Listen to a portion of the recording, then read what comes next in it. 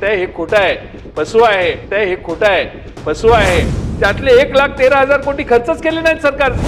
पैशाची कमतरता नाही अध्यक्ष महोदय, विचारांची कमतरता आहे असं मला वाटतं. तिचा सातबारा शेतकऱ्यांचा करू कोरा कोरा कोरा.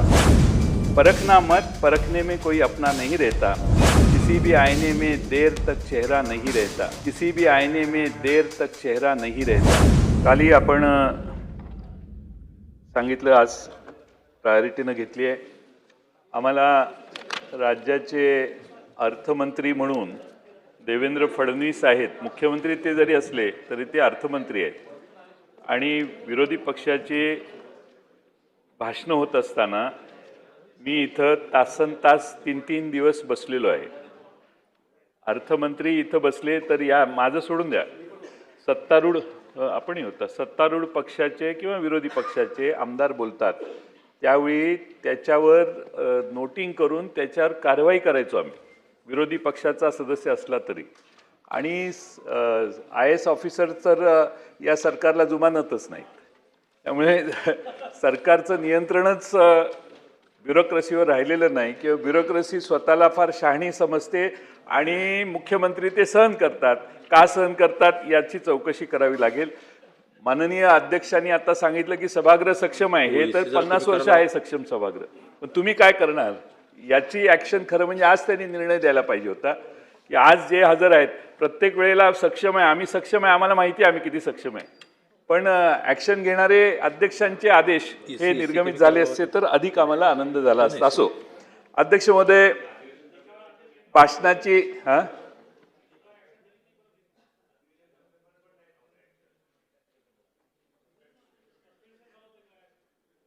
अध्यक्ष महोदय, भाषणाची सुरुवात महात्मा फुलेंचा गौरव करून माननीय मुख्यमंत्र्यांनी केली, फार चांगली बाब आहे. पण अध्यक्ष महोदय, एका बाजूने काही लोक स्वाभिमानाने सनातनी हिंदू म्हणून घेतात, पण सनातनी धर्मावर महात्मा फुले काय बोलले आहेत हे तुम्ही एकदा वाचायला पाहिजे असं मला वाटतं. मी त्या विषयात आज जात नाही, पण महात्मा फुलेंनी त्यांच्या अखंडात नमूद केलंय की आद्यापेक्षा जास्त खर्च जे करती ऋणकरी होती जीवा कांच. म्हणजे उत्पन्नापेक्षा जास्त जो खर्च करतो तो कर्जबाजारी होतो आणि त्यामुळे जीवाला त्याचा त्रास होतो. अध्यक्ष महोदय, हे अर्थसंकल्पीय भाषण हे महात्मा फुलेंच्या विचारापासून पूर्ण फारकत घेणार आहे. आज राज्यावर 11,02,000 कोटी रुपयाचं कर्ज आहे. अध्यक्ष महोदय, कर्जावर शासन 70,000 कोटी रुपये व्याज देणार आहे. म्हणजे दिवसाला 192 कोटी रुपये, प्रति तासाला 8 कोटी रुपये, प्रति मिनिटाला आपण 13,31,000 रुपये व्याजासाठी देतोय.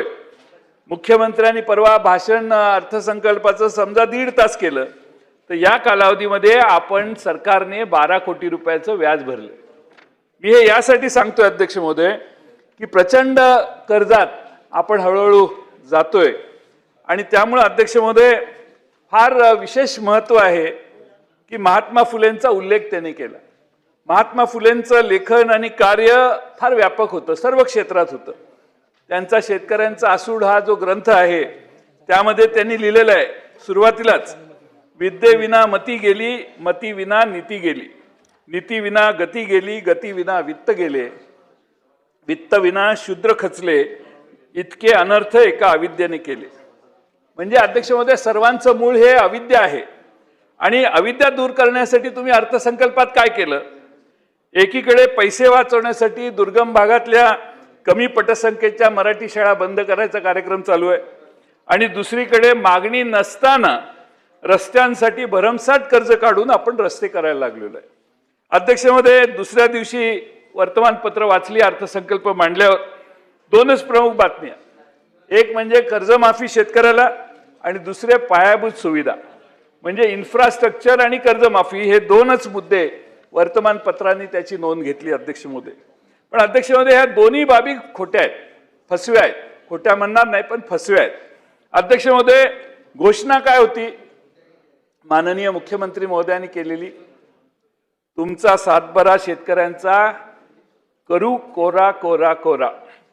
3 वेळा कोरा कोरा कोरा असं घोषणा माननीय मुख्यमंत्री महोदयांनी निवडणुकीच्या आधी केलेली.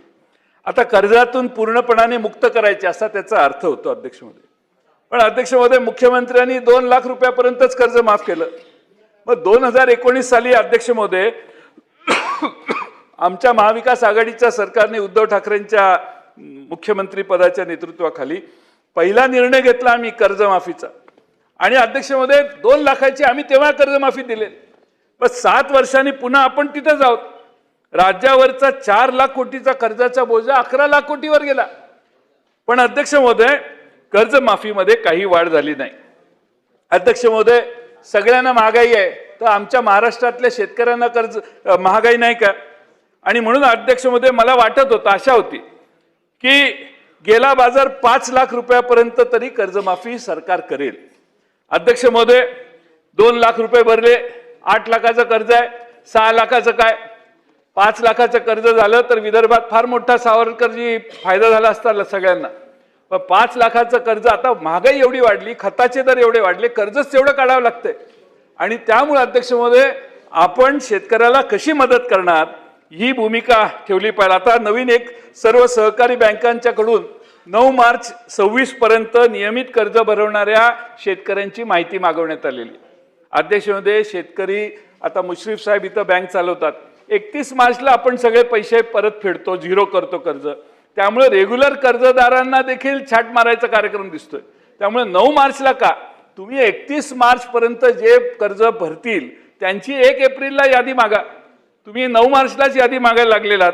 आणि त्यामुळे अध्यक्ष महोदय माझी विनंती आहे की सभागृहातल्या सगळ्या सदस्यांच्या लक्षात आणून देतो की 2014 पासून केंद्र शासनाने भारतातल्या उद्योगपतींचे 16 लाख कोटी रुपयाचं कर्ज माफ केलेलं आहे. देशावरचा कर्जाचा बोजा 27 पर्यंत 214 लाख कोटी होण्याचा अंदाज आहे. म्हणजे आपला GDP देशाचा आहे ना, त्याच्या 56% आता कर्ज होणार आहे. परंतु शेतकऱ्यांच्याकडे मदत करायची म्हटली की पैशाची चणचण आम्हाला दिसते. उद्योगपतींचे 16 लाख कोटी रुपये देशात कर्जमाफ झाली, पण भारतातल्या आणि महाराष्ट्रातल्या शेतकऱ्याची कर्जमाफी करायला आपली इच्छा होत नाही. ही मानसिकता समाजाच्या समोर आपण सतत वारंवार तुमच्याकडून येते आहे. पैशाची कमतरता नाही अध्यक्ष महोदय, विचारांची कमतरता आहे असं मला वाटतं. कारण शेतकरी काय बॉन्ड ट्रस्टमध्ये पक्षनिधी काय देत नाही, त्यामुळे त्याचा काय वर वशिला लागत नाही, त्यामुळे त्याचं कर्ज माफ होण्याचा काही प्रसंगच येत नाही. अध्यक्ष महोदय, बजेटमध्ये सांगितलेलं आहे मुख्यमंत्र्यांनी कृषी GDP हा 55 अब्ज डॉलर वरून 47 सालापर्यंत 500 अब्ज डॉलर वर आम्ही नेणार. 55 अब्ज डॉलर म्हणजे 4.5 लाख कोटी आणि 500 अब्ज डॉलर म्हणजे 45 लाख कोटी रुपये. अध्यक्ष महोदय, मग हा कसा नेणार? त्याला काय पुढचे ऍक्शन काय? पुढच्या अध्यक्ष महोदय कृषी विकासाचा दर पुढची सलग 21 वर्ष मी कॅल्क्युलेट केलं, 21 वर्ष 10 ते 11% जर राहिला कृषी विकासाचा दर, तरच अध्यक्ष महोदय आपण या 500 अब्ज डॉलर पर्यंत पोहोचू. पण आज दर काय आहे कृषी विकासाचा? 3.4%. अध्यक्ष महोदय, म्हणजे आपण 3.4 वर आहे आणि इनडायरेक्टली आपण देशात महाराष्ट्रात सांगतोय की आपला कृषी विकासाचा दर आम्ही 10 ते 11% करू. अर्थव्यवस्था $5 ट्रिलियन 2047 पर्यंत करणार, काही प्रॉब्लेम नाही. म्हणजे 450 लाख कोटी रुपये. सध्या किती आहे? 0.55 ट्रिलियन डॉलर आहे, म्हणजे 50 लाख कोटी. 50 लाख कोटीवरून 4.5 कोटीवर जायचं आहे आपल्याला. आणि माझं काही तक्रार नाही, माझा पाठिंबाच आहे. मोठ्या कल्पना, मोठी स्वप्न बघावीत, पण त्याच्यासाठी काही कृती केली पाहिजे. 21 वर्ष विकास दर सरासरी 11.5% असला तर आपण कुठंतरी हे पोहोचू शकतो पुढची 21 वर्ष. आणि म्हणून अध्यक्ष महोदय 25-26 मध्ये आपला काय दर आहे विकास दर? 7.9% अपेक्षित आहे. मागच्या वर्षीचा किती होता? 7.3%. म्हणजे घोषणा आणि प्रत्यक्ष कृती याच्यात बरंच अंतर आहे.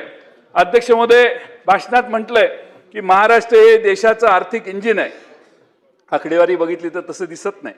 आर्थिक पाहणी अहवाल जर बघितला तर अध्यक्ष महोदय देशाचा rate of change in GDP growth हा महाराष्ट्राच्या rate of change in GDP growth पेक्षा जास्त आहे. म्हणजे देशाची GDP आपल्यापेक्षा जास्त वेगाने वाढते अध्यक्ष महोदय, आपली कमी आहे. आणि अध्यक्ष महोदय राज्यामध्ये मोठी राज्य जी आहेत देशातली त्यात आर्थिक वाढीच्या गतीत पहिल्या नंबरवर असणारा महाराष्ट्र आता 4थ्या नंबरवर गेलाय. अध्यक्ष महोदय, 36 जिल्ह्यामधले 11 जिल्हे आपले असे आहेत की देशाच्या दरडोई उत्पन्नापेक्षा कमी आहेत. आणि त्यामुळे अध्यक्ष महोदय, जी गुंतवणूक आहे ती सर्वसमावेशक होत नाही आणि ठराविक भागामध्येच ही गुंतवणूक होते, याचा तो अर्थ आहे असं मला वाटतं. अध्यक्ष महोदय, शासनाची महसुली तूट, हे याकडे आपण ऐका.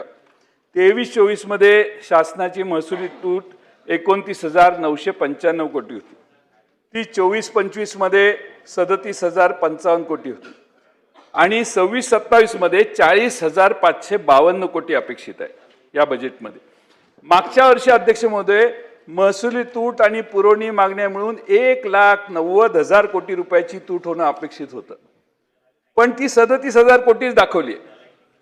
यामध्ये जवळपास 40,000 कोटी रुपये कर संकलन जास्त झालं, मी मान्य करतो. 40,000 काढा त्यातनं, मग उरलेले 1,13,000 कोटी रुपये कुठे गेले याचा हिशेब का लागत नाही? अध्यक्ष महोदय, हे पैसे विभागांना उपलब्ध करूनच दिलेले नाहीत. आपल्या ग्रामीण भागात आपण म्हणतो ना शेंडी लावली, हे सगळ्या डिपार्टमेंटला शेंडी लावण्याचा उद्योग झाला. 1,13,000 कोटी रुपये कुठे गेले? तुम्ही बजेटला सभागृहात आला, सभागृहात मांडलं, पुरवणी मागण्याला आम्ही होला हो म्हटलो, होयचं बहुमत झालं.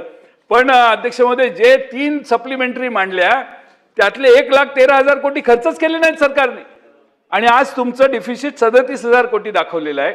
आणि मी पुढे सांगतो तुम्हाला, पण अध्यक्ष महोदय, ज्या घोषणा या बजेटमध्ये झाल्या त्या तरतुदी बजेटमध्ये नाही आहेत.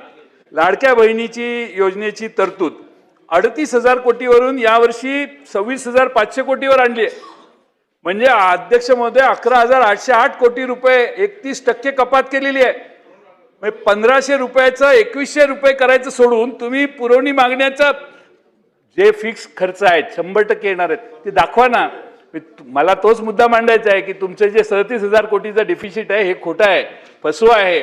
महाराष्ट्राला तुम्ही फसवण्यासाठी हे 37,000 कोटी करण्यासाठी हे 11,000 कोटी रुपये तुम्ही बाजूला ठेवलेले आहेत. अध्यक्ष महोदय, मी बऱ्याच या निमित्ताने सांगेन की देवेंद्रजी विरोधी पक्षात असताना असा एक प्रस्ताव त्यांनी मांडला होता की अर्थसंकल्पातील कोणत्या घोषणा पूर्ण झाल्या याची एक वेगळी पुस्तिका काढायला हवी आणि ती सुद्धा अर्थसंकल्पाच्या सोबतच द्यायला हवी. माझं मत आहे की देवेंद्रजींनी काही वर्षापूर्वी आमचं सरकार असताना जी सूचना केली त्याचा अवलंब देवेंद्रजी आता मुख्यमंत्री झाले आहेत त्यांनी करावा. हे बजेट पूर्ण, हे अर्थसंकल्पीय अधिवेशन पूर्ण व्हायच्या आधी त्यांनी आता ह्यावर्षी छोटी पुस्तिका काढावी. कुठले प्रकल्प पूर्ण केले आहेत, कुठले किती टक्के झाले आहेत आणि कुठले बजेटमध्ये आहेत पण 1 रुपया दिलेला नाही, याचा एक गोषवारा म्हणजे सगळ्या विधानसभेच्या सदस्यांना कळेल की आपल्याला कुठे कुठे शेंडी लावण्यात आलेली आहे. ही शेंडी फार महत्त्वाची आहे आणि त्यासाठी त्यांनी ते सांगावं अशी माझी विनंती आहे. अध्यक्ष महोदय, मी शिवसेना, एकनाथ शिंदे साहेबांचा पक्ष आणि राष्ट्रवादी काँग्रेस, हे मुश्रीफ साहेब गेले काय, यांना जरा सल्ला देण्याचा सूचना करतो. सल्ला द्यायचा माझा अधिकार नाही. अध्यक्ष महोदय, ह्या बजेटमध्ये भारतीय जनता पक्षाकडे जी डिपार्टमेंट आहेत त्यांना 58.86% पैसे आहेत आणि शिवसेनेला 22.16%, 14%, आणि आमच्या राष्ट्रवादीला 19.20%. म्हणजे कुठेही गेले तर ती आमचीच ना.